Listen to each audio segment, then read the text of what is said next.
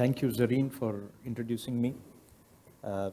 Friends who have come to attend the Standard Chartered Global Credit Conference. At the outset, let me say that I'm not a banker. I'm not a finance person. So credit is not my strength. Okay, the closest I've come to credit is probably take a housing loan for myself, nothing more than that. And considering the kind of work I do, I've always kept away from any personal investment in any financial instrument because I am privy to insider information, so I didn't want allegations ever against me. Having said that, I'm happy to be with all of you today.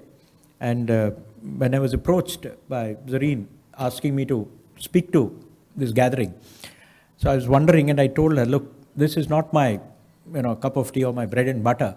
I don't do credit for my living, so and there's so much variety.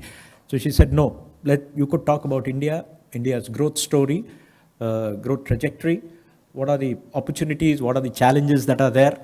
And how do you see things panning out over the next 10, 20 years? So I said, fine, that's something which is bread and butter for me. So let me talk about it. So I'll be in the next, say, 30 minutes or so, we'll be talking about India's potential growth story. There's no point looking at the past. I'm looking at what it is today and what it is going to be in future. In my view, and I think this is a view which is widely shared at many levels in government and outside, India is at a cusp in its growth performance. It is at an inflection point where the country can actually see sustained economic growth for 2 to 3 decades. And there is a reason for this, because most countries who have come to this point where India is today, if things are done correctly, can actually manage to have very rapid economic growth and get transformed from being a lower middle income country to a developed country. And I think that's exactly what I'm going to address. So the question is, why is this hope there that Indian economic growth can actually cross a certain inflection point and achieve very rapid economic growth over the next 2-3 decades? And our Prime Minister has been making that point very often. He keeps talking about Amrit Kal, which is 2047, and the period in between. That's the 100th year of independence. And 100 year is a good milestone, a century, and to say, okay, we have done 3/4 of a century, how do we prepare for the next century? Why are we so hopeful about this change in trajectory that is possible? Firstly, the last year saw us become the 5th biggest economy in the world. It's not something to be laughed at. It's something which is large, and it's currently the fastest growing large economy. We just were lucky. We got the numbers just a few days ago. We came through with a kicking 7.2% growth last year, and that's actually surprised most people about how it has turned out to be. And you can see that there are large parts of the economy which are kicking very, very strong. And the per capita income is also rising fast, and I'll give more details of that as we go along. So I think being the 5th largest economy gives us hope that we can build on that to become even larger. The second thing is, we've also turned out to be a very resilient country. When India got independence in 1947, people were very worried about the future of this country. They were wondering whether this country would last 20, 30 years or would break up. Not only lasted so long, we've lasted and done our job pretty successfully. I think that resilience is a tribute to our institutional strength, be it our legal system, be it our democracy, be it our administrative systems. For all its flaws, you just have to look around our neighborhood and you can be very, very proud about what India has achieved in the last 75 years. And that gives us hope that this same set of institutions which has brought you here will actually take you forward.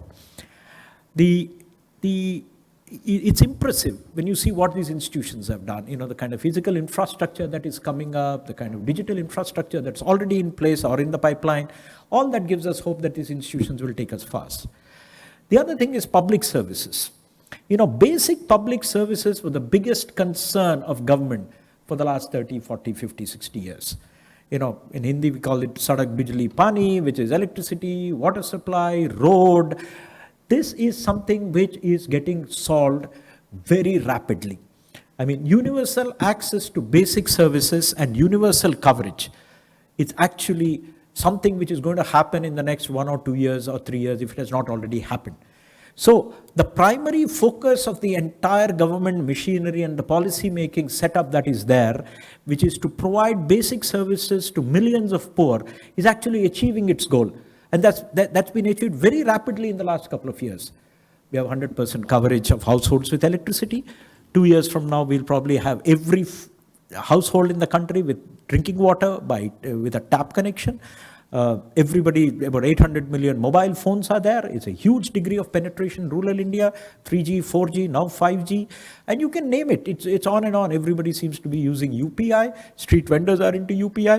So I think the ease of living in the country has actually improved because of universal provision of basic services, which we are actually going to achieve in a couple of years now fully.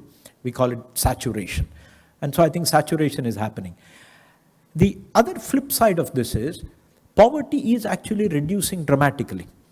In fact, I don't want to give a reveal, but we produce something called the multidimensional poverty index in Planning Commission. It's a more holistic way of looking at poverty. And the United Nations, the UN publishes a global MDPI index. And the last decade has seen a 50% reduction in poverty through the MDPI, the Multidimensional Poverty Index. It came down from about 45-50% to 25%. And when the next figures are going to be released in a month or two, we're probably going to come down to single digits. So that actually shows that stark deprivation is something which is on the wane. And I think that's something very significant to note and gives us hope. And then the biggest plus point, which is actually going to give wind to India's sails, is demography. Last month, I think, or maybe a month and a half, sometime in mid-April, we overtook China to become the most populous country in the world. But it's not just the most populous country. We are one of the youngest countries in the world. It's very youthful. The population is youthful, aspirational, raring to go and wanting to change things. And I think that's what makes us very, very hopeful. And it's not just the aspirational part. Just look at the median age of countries around the world. I mean, our neighbor, China, which is the manufacturing powerhouse of the world, has a median age of 39. The United States is 38. India is 29. So if you actually look at demography, in another couple of years, by 2030, 1/5 of the world's working age population is actually going to be Indian.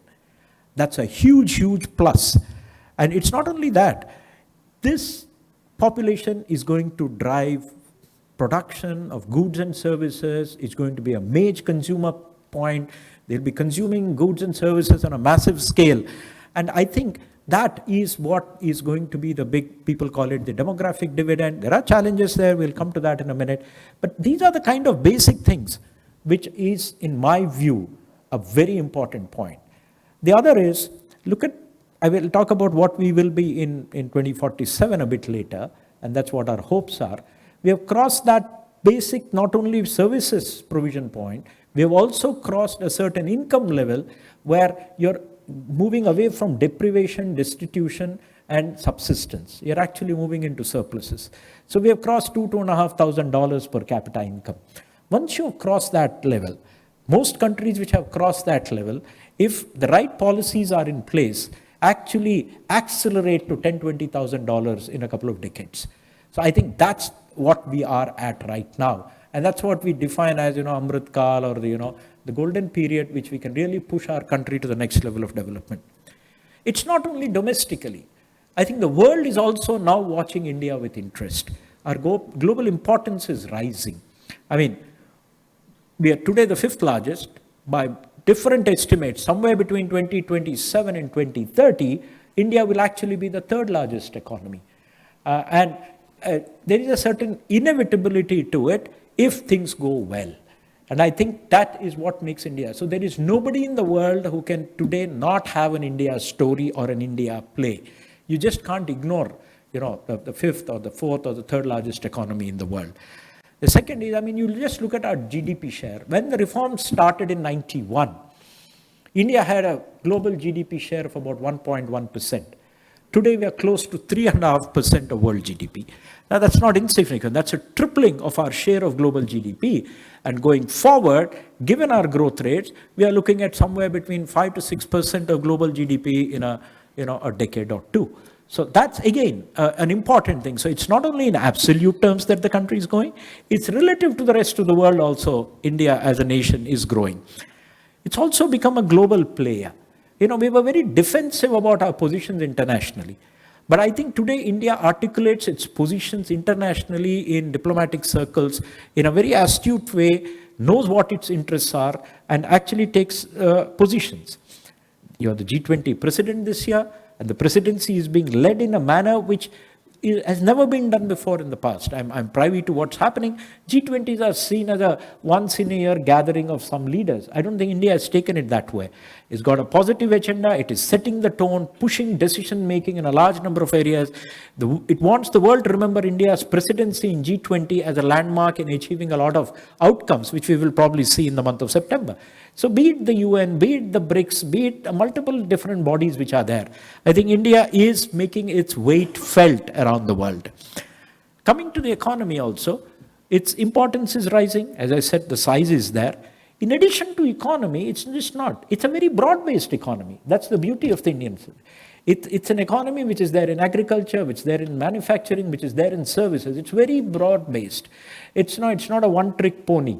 And I think that's another strength. You have very, very rich countries in the world, but they tend to be a single product economy or a 2-3 product economy. India's fortunes are not linked to one product. And that also makes us resilient. The other is the technological capabilities India has demonstrated. Be it, the IT story is a well-known story, but there are many more other stories across the world, country. Be it pharmaceuticals, be it R&D, be it space, be it the digital public infrastructure that has been set up, be it Aadhaar, which is the unique identification number, be it UPI for payments. I think India has been actually a disruptor as far as digital public infrastructure is concerned. It has shown that itself to be skilled at actually creating new ways of doing things using the digital world. So I think putting all these things together, I think there is cause for hope that India can actually achieve a very high growth trajectory. The world is also looking at India with interest. It's not just us alone. The world actually wants India to succeed. One, of course, is demography. The other is geopolitics. Geopolitics, the way it has shaped particularly in the last 1 year, but it's been shaping in that direction for the last 5-7 years. India is now seen as a reliable, friendly country. And I think that's very important. We were always known to be a country which was strong on democracy, strong on institutions, strong on rule of law, all that. And we were also English speaking in many ways. But now new elements are coming into the picture. Things like, geopolitically, the world is no longer talking of offshoring, they're talking of friendshoring. India is seen as a friendly country. And I think that's very important. Every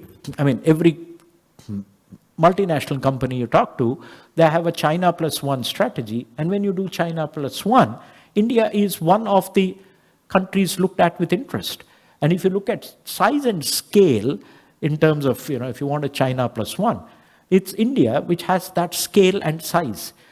We know there are very interesting countries. You got Vietnam, you got Indonesia, you got, other countries in Southeast Asia. But in terms of scale and size, they will all get saturated very fast. So India is actually a long-term play. And the last is the entire global south looks to India. Large parts of Africa, Latin America, because India's development model, its way of approaching and tackling problems is unique. And this is something which is replicable and relevant to large parts of the developing world. So it's globally there.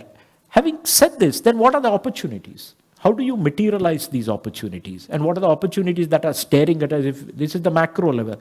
If you look at it sectorally, you can go one by one. You can look at agriculture. Agriculture is something which has seen a phenomenal transformation. It's something we all forget.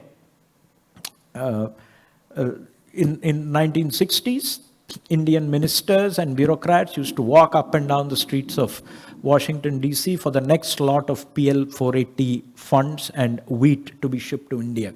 The word that was used, the phrase which was used then was not, hand to mouth. It was called ship to mouth. Literally, you were waiting for the next shipload of grain to come to India. That picture in agriculture has completely transformed. Last year, we exported $50 billion of agri products. And what's the kind of transformation? If you see food grains, 1950s, we were producing 50 million tons of food grains. This year, it's going to be 330 million tons plus, 7 times. You look at pulses, it used to be 8 million tons, it's 28 million tons. I mean, sugarcane, something like 50 million kilos to, 450 million kilos. I mean, it's an order of magnitude, 8 to 10 times. These are unimaginable numbers. But mind you, why the upside on agriculture is going to be large is for 2 simple facts. Most people don't realize that India has actually got the largest cultivable, net cultivated area in the world. There is more land under cultivation in India than in United States or Brazil or Canada or China. The weather has been very fortuitous. We don't have large meadows and all. So it's the most intensely cultivated large country in the world.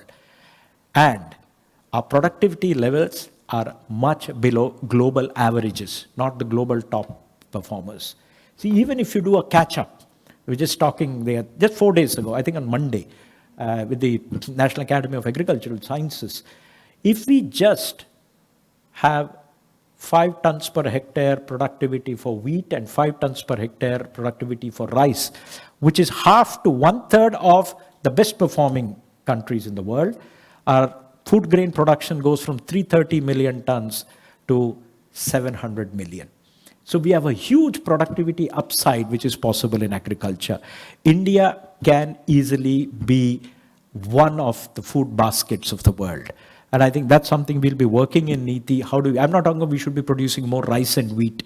They come along with a lot of other problems. But horticultural production in India today is more than that of agriculture, cereal crops. So that's a change which has happened in the last 10 years. So I think we can do a much bigger job in agriculture. We can be a globally significant player in agriculture. A lot of people don't know. In Basmati, we are probably 70% of global sales of Basmati. In non-Basmati rice, India is 50% of the world's non-Basmati rice. In fact, when the Ukraine-Russia problem began, India was expected to actually fill in the gap on many sides, because that's the kind of potential that is there. I come to manufacturing. This has been one of the laggards in the first few decades of our country's independence.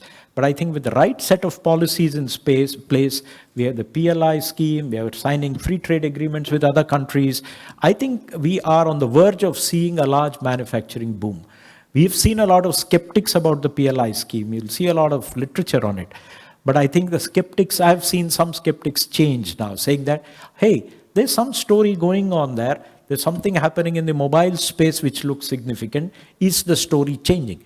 The fact is, I think we are at that changeover point in manufacturing where increasingly we will become a global player. In some sectors, we are a global player. A little while ago, we were talking. In auto components, India is a global player. In two-wheelers, we are a global player. In EVs, what I've heard and learned from the industry, that in two-wheeler EVs, India is actually a globally significant country because it's not just the assembly. The components for two-wheeler EVs are all now being designed and the IPR rests in India. So we have a potential to become a global player in electric vehicles because it's a nascent industry around the world. And I think so we have potential there.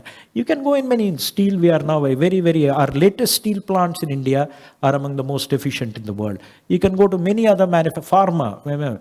The word is being used. We are the pharmacy of the world. Vaccines, we are one of the largest producers of vaccines. So I think manufacturing is going to see a massive upside in the coming decades.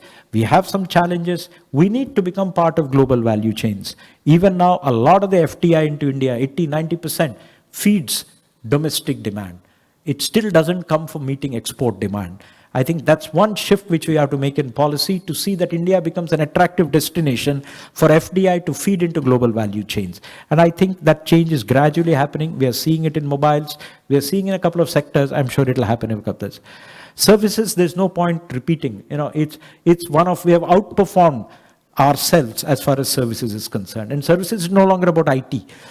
Services is also about global capability centers. Services is also about business services. India has massive surplus in business services also. But I think in the future, we are looking at education, we are looking at health, and a whole host of other services. And I think we are already punching above our weight in services. And the way they have been growing, probably 3 years down the road, India's services exports may actually match our goods exports. So I think that's a very good area where we are very strong in. The other opportunity it's a huge domestic market. And this domestic market is growing. And that's one of the things that's keeping India ticking. I'm not saying we are decoupled from the world economy, but we are significantly insulated in some ways because of domestic consumption. So even when last year was an average year as far as the world economy is concerned, India kept chugging along because of its domestic market, be it capex investment demand or consumption demand. I think it's doing pretty fine. We are also become a very innovative nation. We have the third largest innovation ecosystem in the world. It's been accepted. I mean, unicorns are there around every corner. But more than that, it's the spirit behind, people wanting to become innovators. I belong to a different generation. So when we graduated, we had fancy degrees. Either people joined a few multinationals or you joined the government. Today, government is the last option for most people, and a lot of the youngsters and the brightest minds don't even want to join corporates. Everybody wants to be a startup. So that's a very, very positive sign that, there is scope for people to set up startups. And if the startups don't succeed, they know that their life is not at a dead end. They can get reabsorbed somewhere else. So I think that's the dynamism. And that's what gives hope that this country will be, moving very far ahead. Another plus which the country has is digitization. I mean, the amount of digitization that has happened in India, given its income level, is remarkable. I keep telling this story, and it's real. That's why, because I come from Visakhapatnam, which is on the east coast of India. And we went for a walk on the beach early morning, and then, you brought some puffed rice, moody on the, early morning, and you had to pay 10 rupees. So I gave a 100-rupee note, and this illiterate lady on a street cart told me, "Saab, don't you have UPI? Can't you pay with your mobile?" And I was feeling ashamed because I didn't have it on my phone. And here you are, she is telling me, "Why don't you pay me digitally? Why are you giving me a note?" So I think that's the transformation. Be it groceries, be it street vendors, be your milk suppliers, newspaper wallahs, flower sellers. That's something which has happened on a scale which was unimaginable to the rest of the world and unexpected for us. In the last 10 years, huge digitization. Everybody has a digital identity. 90% of the population, 100% of families have a bank account. And now people are on to UPI thanks to, the Jam Trinity, So everybody has a mobile phone. So this opens up potential and, what's called the India stack. And now you've got the RBI coming up with the account aggregator framework. So it's just the next step. Once you have all this data flowing digitally, you can go into credit, individual credit. You can have credit rating not based on assets, but on cash flows, and actually do that. So I think digitization is a very, very big plus. And the largest thing is, we are at a stage of development where the catch-up game is going to be there for a long time in many sectors. So the productivity upside, manufacturing, services, even government, is huge as years go along. That's the bright side of the India story. But what's the, I won't say the negative side, but the challenges? I mean, it's not so easy. A lot of hurdles are there. We need to cross all of them. Some of them are common to others. Some are unique to us. First is something which is bugging everybody, which is climate change. How this is going to affect individual industries, individual sectors, the nation as the whole, economy as a whole, the costs that are to be met, the investments that have to be made. I think that's very, very important. It'll have wide impact, agriculture, many sectors, mining, manufacturing, it's very important. So how we manage this green transition.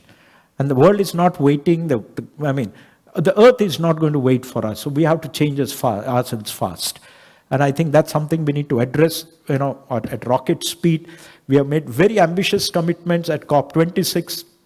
And we have made promises about net zero. We have talked about percentage of renewables as a part of our energy mix. All these have to be met, and I think we'll have to do that. The second one is artificial intelligence. AI and other technologies are going to have impact. It's going to change the business landscape. Probably a lot of jobs will vanish. A lot of business models will have to change. But it's not just negative. There are going to be new jobs that are going to come up. So I think that managing technology is going to be very important. How do you manage the disruption that comes in with that? I think that's there. The other is the world economy itself. We are not into the Pax Americana or whatever that was there after 1947 for 30, 40 years. The world was a place where trade was booming. We are into a much more complex world outside. So is it going to be a very benign world outside when India is going through this rapid phase? I don't think so. which means that's a challenge, and that's a challenge for the government, it's a challenge for the economy and the industry. How do we handle the external world to see that India's growth is protected and preserved as we grow, as times pass? There's another domestic challenge, which is regional imbalances and inequalities. They're starkly visible. You're sitting here, you're in Mumbai looks, you just have to travel about 500 miles from Mumbai, and you'll see a very different landscape, a very different set of people, very different set of skills, and they're looking for a better future. Question is, I think the nation, and that's where governments come in, has to handle these regional imbalances. We have to see that there's more equitable growth across the nation. It can't be concentrated in pockets, etc. And the last is, the plus point can also be a negative point, which is demography. The same demography, which can be a big, tailwind, if you don't handle it well, if you don't provide the right skill sets, right opportunities, can also become a big drag. And I think that's something we're very concerned with in government. I think the nation should be concerned with, and we should be handling it. Having said that, why are we still so hopeful is because I think the government is a very strong, determined government. I mean, it has shown intent. Firstly, in spite of headwinds, tailwinds, it has stuck to the path. No government in India has moved away from the reforms that were brought in 91. It's only movement forward, maybe in a stuttering, sputtering kind of a way, but I think the government of the Prime Minister today is very determined to push India ahead. The second is it's a government which is focused on the long term. And I think that's very important. In the toughest of times, be it the COVID crisis or some other crisis, it's not lost sight of the long-term interests of the country. And I think that's very important. I mean, it could have primed the economy by giving out cash doles. It stuck to its knitting, didn't throw money, which was the dominant economic thinking around the world, that, there's a collapse of demand because of COVID, so push more money into the markets. It didn't do that, but has ensured that the economy stabilizes without throwing money. It would have been probably throwing good money after bad. And today we are satisfied, but it's not only that. It's a government which is looking for the next 25 years. Every department in Government of India and every state government is looking at 2047. How do we plan for it? What is the world going to be like then? And how do we reach what we want to reach at that point? And the last is, it's a government which is very, very focused on promoting the private sector. I think that's very important. I mean, asset monetization, for example, is a very big thing. PPPs are a very big thing. Privatization of public sector entities is a big thing. The government, I mean, I took a flight, I'll be taking a flight in the afternoon, Air India. I mean, I think for 30 years, different governments have been trying to privatize Air India, they couldn't. I mean, it was determination and drive that this was sold out. And I think there are many more in the pipeline. So I think given that it's a long-term government with a determination and a will to do things and a private sector focus, which will enable India actually to achieve its long-term vision. So it's all doable. So what does 2047 look like, having said all that? We are a country today of about 130 billion people, 130 crore people. We will probably stabilize at about 150 crores. I think that's the 1.5 billion. That's the broad consensus. We have already reached a TFR, total fertility rate, of 2.1. So, but given the momentum, we'll stabilize around 1.5 billion. And if we reach a per capita income of about $20,000, that's what we are all working for, this country will have a GDP of about $30 trillion in 2047. Now that's optimistic, but I think if things are done well, we could be a $30 trillion. And what's a $30 trillion economy look like? It's bigger than what United States is today. So on per capita, we may still be quite low at 20,000, but it's a $30 trillion economy. So what does it mean? It will be a completely unrecognizable country. Just as you can't recognize India today if you were sitting in 91, you won't recognize the India in 2047 if you're sitting here today. Lifestyles will be different. It'll be a dramatically different country. Urbanization will happen. More than half the people will finally be living in cities. Maybe 60% will be living in cities. Our lifestyles will change. The jobs will change. Consumption patterns are going to change. And I think there's going to be a huge boom in consumption after this point. Because once you have met your, the food and clothing and housing requirements, there's going to be a huge consumption boom coming in the next 20 years. Tech will impact all parts of life, be it green, be it AI, etc. And the country willy-nilly will be a very globally focused country. I think all aspects of government, all aspects of business will have to have a global outlook, because a country of that size cannot be insulated from the world. We will be one of the drivers of the world, so we will be well integrated. And I think the steps have started a year or two ago. The country is massively engaging with the world on signing free trade agreements. Last year we signed one with UAE, we signed one with Australia. I think negotiations are in the final stages with UK and Canada. EU, probably end of the year or early next year, we should be able to push through. United States has its own internal issues currently on trade, but maybe that's further down the road. But there are active conversations on many trade fronts with that. So I think given all this, it's going to be a different future. It's a new India. I like that little video which was played in the beginning, the butterfly flying. Maybe large parts of India will look like that sometime in the future, but maybe more green and more, sustainable. But the country is in for a major transformation. Major transformations on multiple fronts. And I think we all need to be ready for that.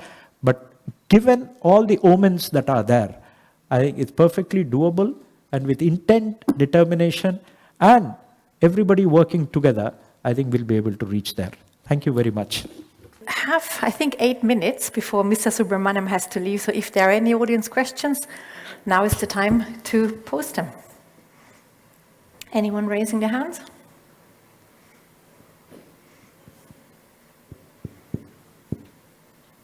Okay, before one gentleman in the back. Thank you.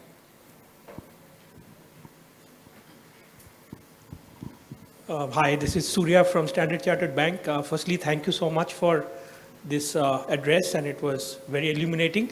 A question that I have is, clearly you articulated that India's GDP is going to grow in multiples, and it's going to go to 3 to 5%. I had a question on the Indian rupee. So the Indian rupee till recently has been seen largely as a domestic focused currency.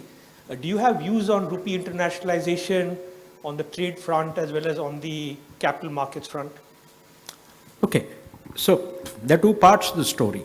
So rupee being used as a currency for trade and internationalization of the rupee, I'm actually segregating the two of them. Currently, I think rupee is being looked at as a currency for trade, for settling bilateral transactions. There are countries with currency issues, so I think that's where the discussions are on. You are talking to Russia, I think Sri Lanka, there could be some other geographies, Myanmar, Venezuela, and a couple of others where I think that's possible. Internationalization of a currency is a longer term thing. Okay, so you have to have major changes in monetary policies, etc. Because fundamentally, you have to become fully convertible on the capital account as well as the current account before rupee actually internationalizes itself.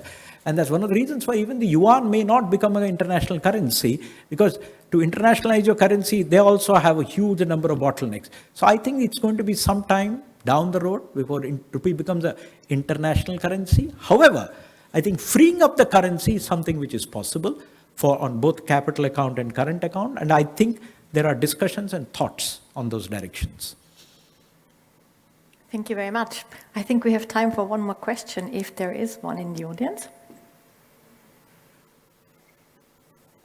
Okay, one in the front, please. Thank you. Thanks, sir, for the excellent insights which you shared with us. I have a question on what are the measures which India is planning to ensure that we get significant amount of the opportunity which is arising because of this China Plus One strategy. You talked about the benefit which India has because of the geopolitics. We have done a lot, especially when we talk about PLI, road development, etc.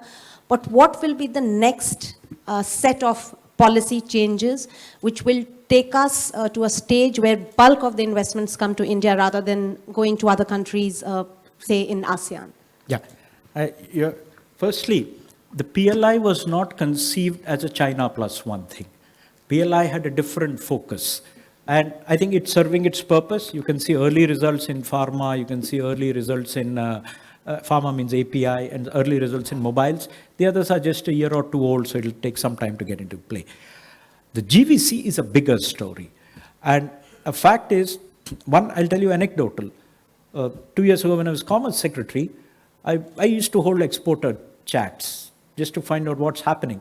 And some fellows making leather in Noida in Delhi would come up and say, sir, I'm suddenly flooded with orders.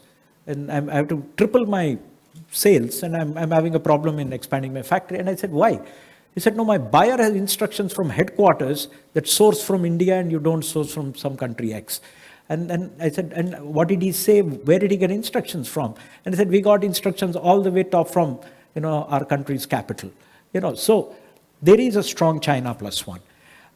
We are taking steps, but I think you will see some big measures being unrolled in the next couple of months. I am setting up a GVC group in NITI Aayog. That will be one of the 3 or 4 primary thrust areas in which NITI Aayog will be working, because it will require a set of policy measures or changes to actually get this movement out to India rather than to some other country. It will also require industrial estates, industrial parks, plug-and-play facilities, facilitating the movement. I'll give you one simple example. You do not allow movement of second-hand imports. But if you're shifting a plant, you're actually going to shift a second-hand plant from a country to another country. So a lot of these things have to kick in. So there are a lot of small steps, 30, 40, which will have to be taken. That's going to be... So before October, November, we should put all that in place, and then we'll see that coming in. And it's also not about coming in. See, some stuff is coming in, but they're coming only to some states in India. We have to see that this also moves to other parts of the country, where massive pools of labor are available. The Gangetic Plain, UP, Bihar, Madhya Pradesh. That's where a lot of this movement has to happen, because that's where the large volumes of labor will be available, right? Thank you. I will need to move. Sorry for that. Thank you so much, Mr. Subrahmanyam. A big thank you also to Standard Chartered CEO Zareen Daruwala. Please stay with us, because coming up next is our global economic outlook. Thank you very much. Goodbye.